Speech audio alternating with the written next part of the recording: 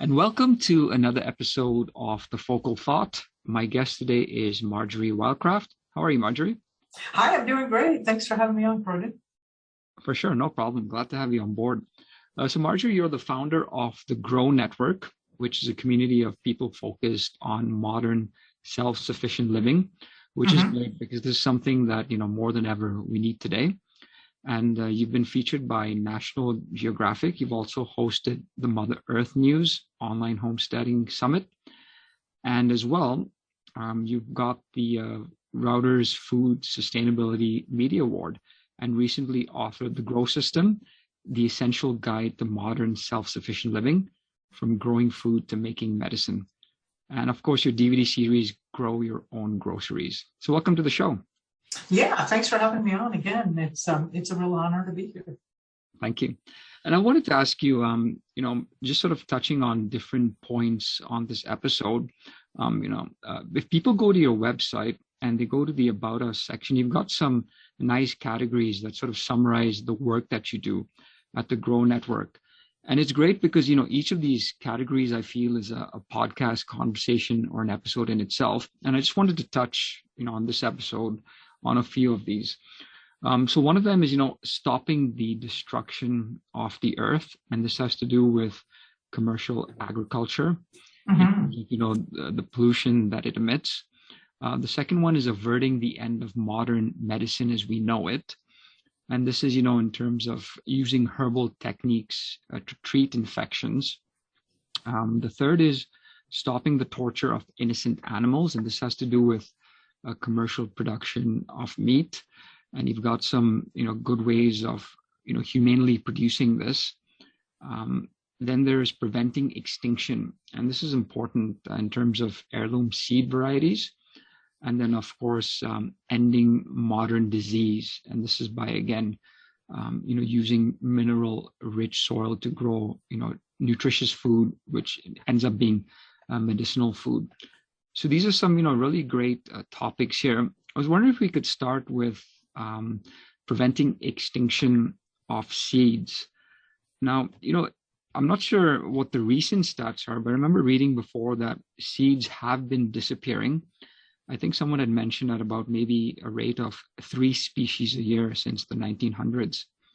And, the variety, the biodiversity we have for seeds, that's important for the different ailments, diseases, nutritional benefits we have. So, the more we're covered with the types of species, the more we have to indulge in those for our needs, right? So I was wondering if you could just start by talking about that. Sure. It's actually way more than 3 species. Oh, wow. I understated it. Yeah, no, it's way more than that. Back in the, I think it's 1990s, the USDA did a study where they looked at seed catalogs from the 1890s and then from the 1880s, and then they looked at seed catalogs from the 1980s. And they said, how many varieties were there back then? And how many varieties do we have now?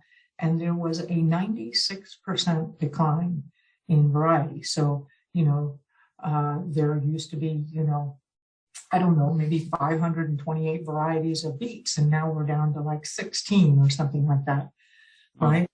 And this is a huge, huge crisis, really. If we don't have the genetics we need, and the reason we need the genetics is we need the resiliency. So a lot of those older varieties were bred over hundreds of years by actually probably some of your ancestors to meet the needs of people who are being self-sufficient. So almost everybody was way more self-sufficient back then. But, right now, maybe the only thing you know of is like the yellow crookneck squash, which is sold in the grocery stores, and that's it. But there's actually a whole bunch of other varieties of squash, and some of them do well in northern climates. Some of them do well when it's really raining. Some of them do well, under all sorts of extreme conditions, right? Some types of squash are good keepers, right? We don't think about growing squash and then keeping them through the winter in our homes because we don't do that anymore. But having a squash that wouldn't rot in January or December so that we would have calories available for you to eat nutritious calories, in February, March, and April and May before the new crops came in was a very important thing. And really, after the Victory Garden movement in the United States, we all really just dropped any kinds of backyard gardening. There really has, everybody let go of it. And these seeds, there is that one vault up in Norway, the Swallowsborg vault, where they're stashing a bunch of seeds. But really, the way that seeds get saved is you grow them one year, and then you save the seeds, and then you grow them the next year, and you save the seeds. That's the way seeds get saved. They're actually living things. They're not, little nuts and screws or males. They're actually little individual tiny lives. And they need, the way to save seeds is actually to propagate seeds. And since we really have had just, so many of us got interested in television and cars and, university diplomas and computers and internet and everything, nobody's really been continuing to propagate these, and they just die off, because if nobody keeps it going, in fact, there's a really amazing story from the founder of the Seed Savers organization in the U.S., the Seed Savers Exchange.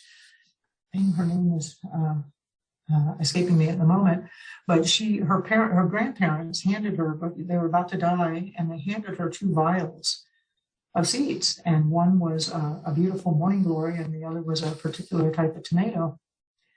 And she realized when they passed that if she didn't grow these seeds, that was it. She was the end of the line.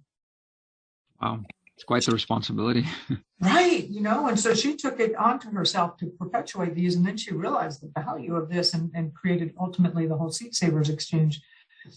And while it's a great organization, and definitely we need it, it's still tiny. It's a tiny, tiny, tiny drop compared to what we do need. The same thing is true with livestock. So it's genetics in general. It's not just plants, but now we have cows that are specifically bred just to be able to eat corn, wheat, and soy. And they would die if you put them on grass. Actually, they could not survive on grass because they've been so bred for the commercial food industry. And there used to be varieties of cattle that could live in the piney woods of Florida, or the cattle that could live off of the cactus in the desert, or the cattle that could live way up in New Hampshire and survive and be happy during the winter, right? And a lot of those breeds are gone. So we're almost tiny, tiny, tiny, minute populations are left. So most of us say, well, yeah, I'm still going to McDonald's and get my hamburger. Young if you're eating from McDonald's, but they're like, well, there's still lots of food. I think that especially with this whole COVID experience we've had, people have begun to realize the fragility of the food system, and depending on the conventional food supply to continually feed us is a huge, huge, huge mistake. And so if we don't actually have these varieties and this diversity of genetics, we will die. And so that's, all those things you listed that the Grow Network stands for are major issues on the planet that have to deal ultimately with human survival. Sure. And is it as simple as, the reason that the genetics of seeds are becoming extinct is that no one's continuing the legacy, or is it something else that, we're doing as, humankind to maybe destroy the species, or a bit of both? Or I don't think there's intentional destruction of the species. I think it's really just, who grows food anymore? Who grows food, and nobody has been growing it for decades. And it's similar to that story of the founder of the Seed Savers. Some people ended up with those seeds and didn't do anything. Or a bunch of those elders just died off and there was nobody to give the seeds to. So.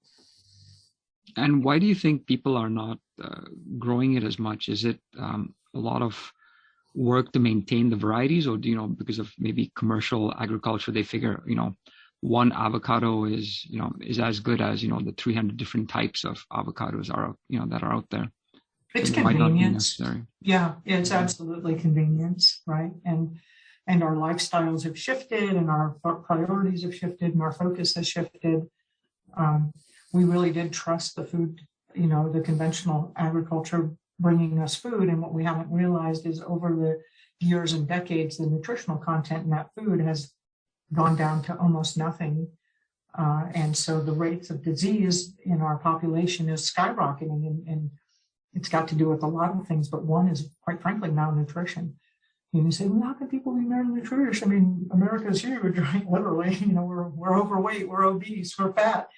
And that's because your body's saying, we need some magnesium here, we need a little selenium, we need some copper, we need some minerals, we need some nutrients, eat some food. And so you go eat some food and the food doesn't have it in there. And your body's like, well, eat some more, eat some more. You keep, we're literally starving ourselves to death eating too much food. And it really comes fundamentally from the fact that there is no nutrition in the commercial food supply. And how did this happen? I have to say, I didn't grow up with a family that knew how to grow food or even focused on that. And like everybody else, I got swept up and I got a degree in electrical engineering and traveled around the world and then became a professional investment money manager. It was never on my radar. I just don't think it was a part of our culture. We just haven't been paying attention to that because the commercial food supply has been providing it with us, and it's been so easy to just get it, right?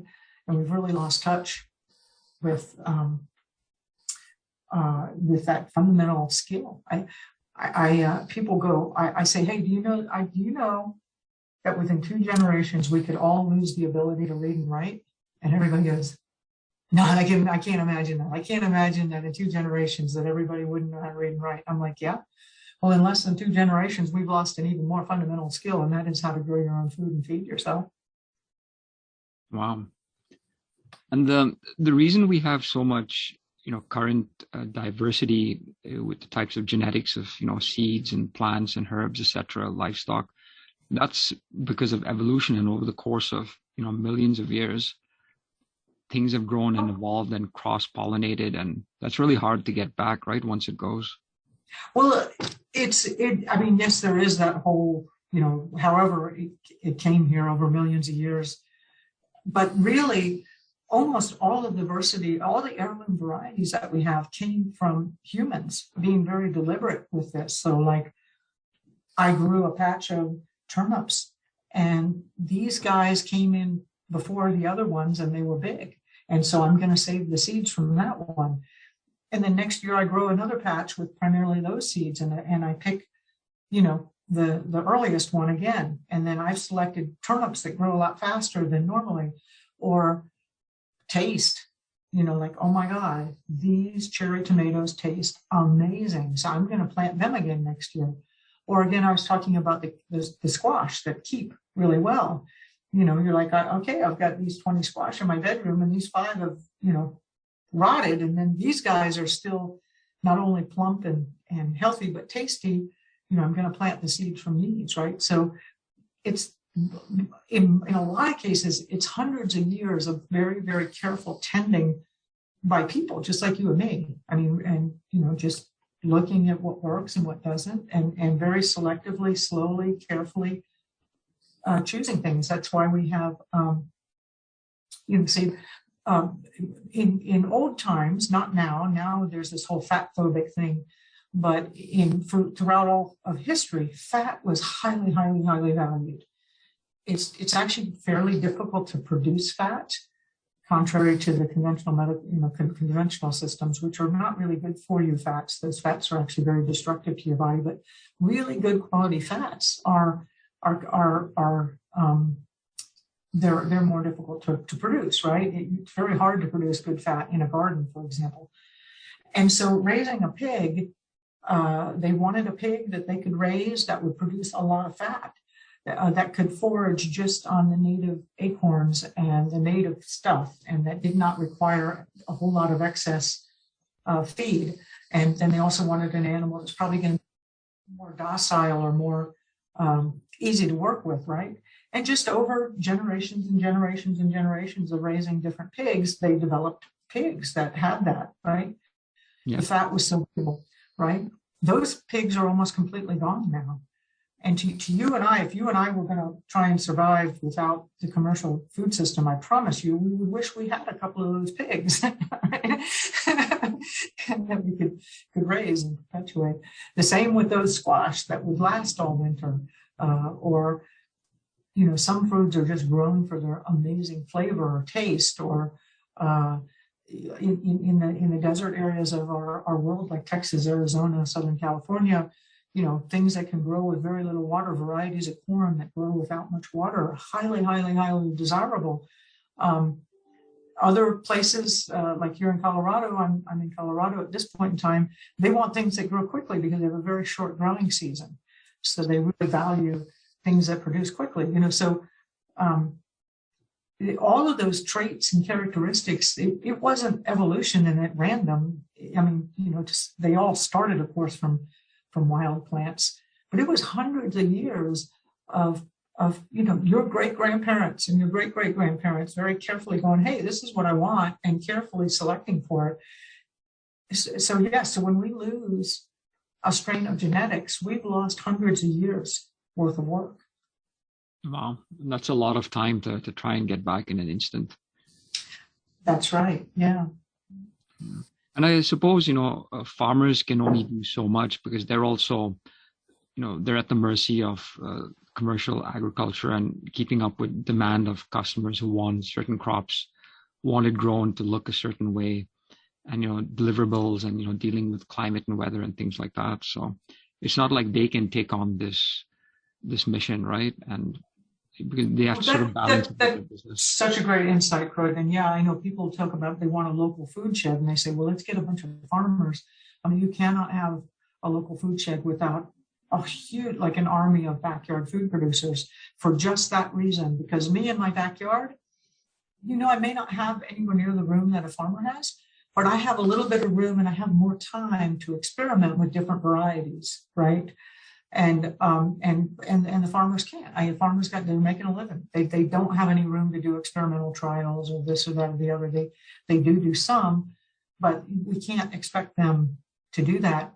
And one thing that I've been trying to figure out how to resurrect is the regional fair. So every region, like in Poteet, Texas, they used to be a huge strawberry producing area, and every year they have a big strawberry festival, and people would all grow strawberries, and then they'd bring in the tastiest strawberry, the biggest strawberry, and there would be competitions and prizes awarded, and like the county fair type thing. Yeah. And of course, it's all just more than strawberries, but that's also the farmers would come too, and they go, oh wow, look at that variety of watermelon, and they go, and then they talk to the people who are growing it, and that's how the sharing would happen from the backyard producers to the farmers. Was usually through these community fairs, regional fairs. This variety won a blue ribbon, 4 years in a row, and like maybe I'm going to start growing that now if you're a commercial farmer, right? So, but the commercial farmers don't have time to do that on their own, and they really rely on all the backyard producers to do that work. And we should not be relying on universities and commercial agriculture because they have very different objectives, as you pointed out. They need something to be able to last in a truck 2 weeks. And they need something, to look good on a shelf. And they need something, they have very different objectives from us. We want something that's going to be very nutritious. We want something that's going to be easy to, store, right? We got different needs. So there's a whole thing. We've got to completely rebuild the entire food supply. And it really needs to start in your backyard. Sure. And the nice thing about that is if you have community gardens set up, because almost everyone has a house, has somewhat of a sizable backyard, by growing these diverse array of crops, once you share it with the community and your neighbors, they might like it and they might want to see it on the store shelves, and that'll encourage commercial agriculture to get the farmers to do that, and it's a domino effect that way, right? I don't think it'll go that way to big ag. That would way to local organic farmers, but I think that big commercial agriculture, actually it's on its way to collapsing right now. So I think you're already seeing that just with supply chain issues. With they are so vulnerable. They only rely on just a few species, and already we're having problems like a rust in the wheat could completely destroy the entire global wheat crop. That is a really, with the enormous amount of food they produce, it's also a very, very vulnerable system. So, and honestly, I do see you can see larger scale organic farms, but again, you start to lose nutrition and quality. One of the worst things that happened to us was when the USDA took over the organic standard. The standard just plummeted right after that, right? Why is that? Because they changed the regulation of that, or? Well, no, it's just, in other words, these big mega farms got into producing organically, and they did change regulations, and so basically it's a step in the right direction, but they're still doing very, very destructive practices, and they also are changing the regulations, and they're saying, that used to not be allowed, but well, it's okay now, so it really does. Like another thing, I was just reading an article where they're talking about putting the RMNA vaccine into the lettuce that they grow, so that way when you eat a salad, you're getting a dose. You don't get a shot, you eat a salad and you get a dose of the mRNA vaccine, which I have a lot of objections against. And I'm not pro-vax or anti-vax or anything, but I don't think that a vaccine should be in a salad, right? So they're doing such weird stuff. It's they're doing really weird stuff. So that's genetically modifying your food, so you can genetically modify your body. Yeah. Keeping with genetic varieties of produce, the cousin of the produce, which I akin to the herb. We commonly know herbs as sage, oregano, rosemary, thyme, items that we use in the kitchen traditionally for Mediterranean cuisine. Mm-hmm. But the intelligence of herbs and the medicinal power of herbs as well, that have been broadcasted by the Hindu sages and the Chinese medicine, etc. Mm-hmm. Like in one of your mandates, you're actually using herbs along the front lines of Western medicine to treat diseases and infections and things like that. And especially the intelligence. I remember seeing something, I think it was with Pika Trinkle, who's a herbologist, and she was mentioning that there's a certain, I forget the name, class of herbs that actually grew more of themselves during the pandemic, because that is possibly an ailment towards having COVID, and if you took the herb, you'd be slightly better from that. But that herbs can actually grow more when they sense that there's trouble in the area, and that showcases their intelligence. But just the medicinal features of herbs, I think, is very underrated even today, right? On a commercial sense. Yeah, I absolutely agree. And yeah, there's a saying very much along the theme of what you're talking about, that a lot of times the medicine you most need is growing in your yard. And I just had a quick example of this. I've been traveling. I was in Orlando at a big biohacking conference and then another big meditation conference. And I picked up some kind of stomach bug, like my intestines are all twisted up, and I got a stomach ache, right? And I'm coming home and walking around the yard, just checking, and like right there's the dandelion leaves, and I'm like, oh my God, thank you, because dandelion, chewing on some dandelions, those bitters are really, really good to help with digestive problems. And so many times the things that are just in your yard, and a part of that actually has a real physical, some of it is woo-woo, right? Like, oh my God, right? Which is great, because, we are all connected spiritually and etherically, but it also is very practical too, in that, where you live, like where I live, I'm exposed to a certain amount of sun and a certain amount of rain and temperatures that go up or go down. And the same thing is true of the plants that are growing in my yard. And so the plants that are growing here are exposed to the same environmental stressors that I am. And if I'm having a hard time with that environmental stressor and that plant is thriving, that means it probably has some elements to it that I need. Yes. There's a very simple physical explanation that goes along with the metaphysical one. But absolutely, the biggest problem with modern medicine is treating infections. And they have relied so heavily on antibiotics. And you're well aware, I'm sure, of the problem that antibiotics are becoming less and less and less effective, the antibiotic resistance concern. And even the director of the World Health Organization was saying, we're going to get to a point here where even just a cut on your finger could kill you. Throughout, that's sepsis can kill you, right? An infection. And that would basically end, how many, I think in the US, there's like 1 million joint replacements every year, like, knees and hips and stuff like that. Who would go under the knife for surgery if there were no antibiotics to, who would willingly go that if they didn't believe in the, you know what I mean? Right.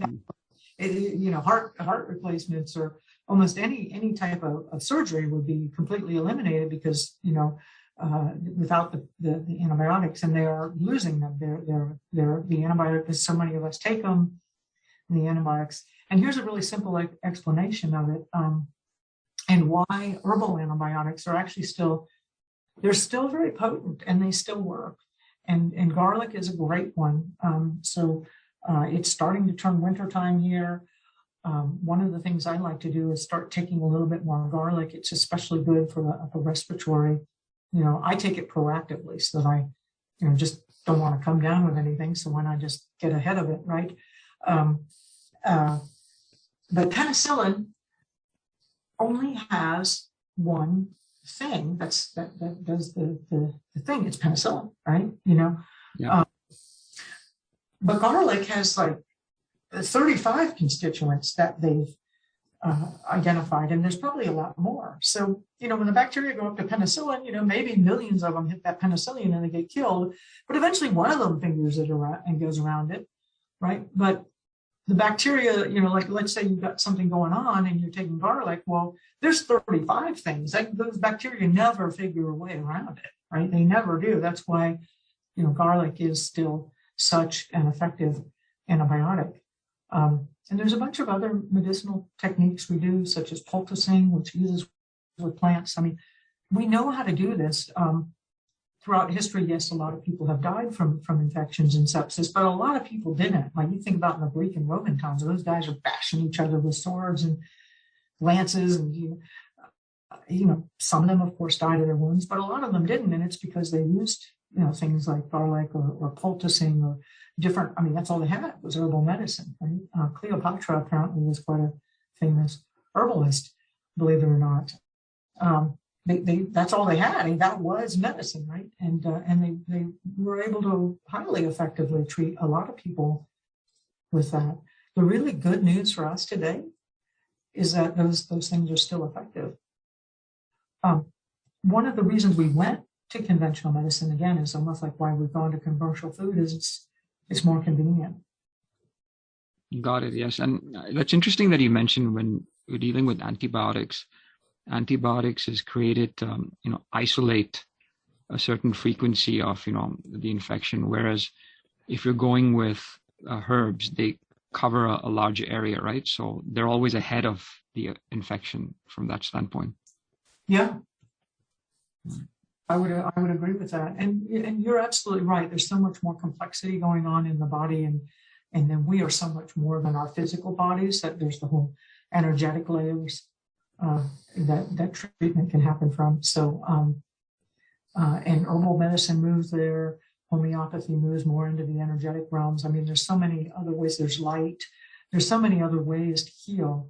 But the existing conventional medical system, which is what the vast majority of people use and embrace, is really it like the food supply is also collapsing.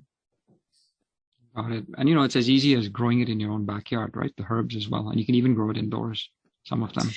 Yeah, a lot of them. Yeah. And actually a lot of them are not like, you don't grow it because I'm going to need this. You grow it because, so a lot of the herbs are traditionally used because they help you digest food, basil and a lot of these other ones are carminatives and they help you digest food. So people didn't make these recipes from in antiquity. They didn't make these recipes necessarily for taste, although that ends up what we really love.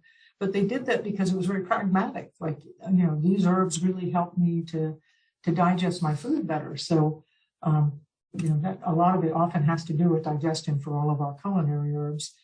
So the sage and the thyme and those, they help you digest. So, yeah. And it's interesting also that, back then in those early times when they didn't have access to pharmaceutical antibiotics, like you're saying, they were forced to use the herbs that were around in the environment, that they might have stumbled upon it, or, it's just from experimenting with different uses of it. And, they've done a lot of the legwork for us, right? That you rely on today. Well, I would say that herbalism has had a very, very, very long, well-established history. I think that throughout most of certainly written human history, there have been, that's what the doctors were. They were herbalists, right? That is what we did. In fact, many of the Latin names for plants, comfrey, for example, which is this wonderful, wonderful plant that's very good for healing when you have a bone injury. Its Latin name is Scyphum officinalis.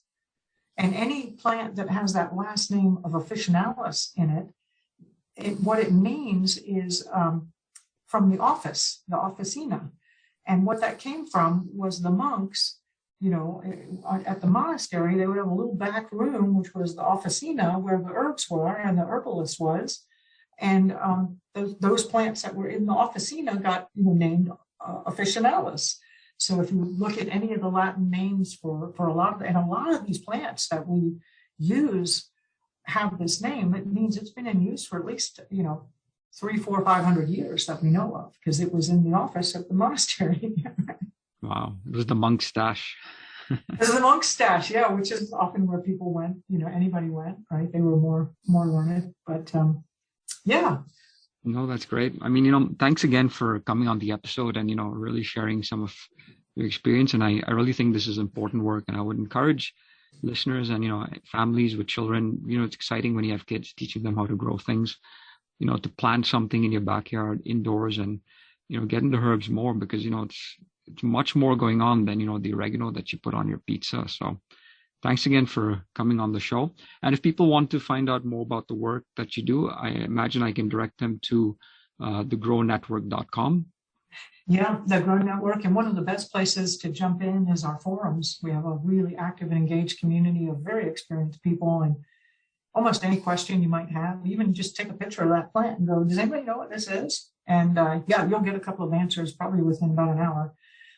We get a lot of great people there. I'm in there all the time. You can reach out to me personally. My handle is at Marjory Wildcraft. And I pretty much respond to everything that comes in, and would love to hear from you.